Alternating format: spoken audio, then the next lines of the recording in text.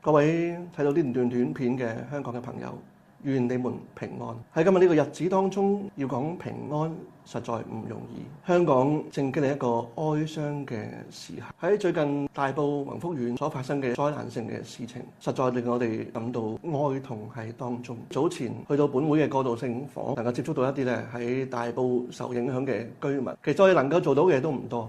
我哋去派發一啲物資，派發一啲嘅湯水，我哋去拍下膊頭為佢哋禱告。當然我哋嘅社會服務處亦都提供咗唔同嘅支援喺當中。作為一個牧師，我深信上帝嘅話語係帶有安慰、帶有能力。聖經詩篇23篇咁樣講：耶和華是我的牧者，我必不致缺乏。之後亦都講到：我雖然行過死蔭的幽谷，也不怕遭害，因為你與我同在，你嘅杖、你嘅竿都安慰我。但係呢個時候要講耶和華係我哋嘅牧者，我必不致缺乏。事實上我哋係經歷緊心靈缺乏嘅時刻，一個並唔容易嘅時候。上帝冇講過我哋唔會經歷死蔭嘅幽谷，但係聖經嘅話語正正就係講緊喺死蔭嘅幽谷裏邊，佢同我哋同在，佢嘅杖、佢嘅竿都安慰我哋。喺呢一刻，或許我哋面對哀傷、面對傷痛，我哋亦都唔需要強迫自己去否定我哋嘅情緒同埋感受。但係各位朋友，上帝嘅安慰要與我哋在一起。當我哋依靠佢嘅時候，縱然面對災難，面對好多我哋唔係完全明白理解嘅事情，但係我哋嘅主耶穌係與哀哭嘅人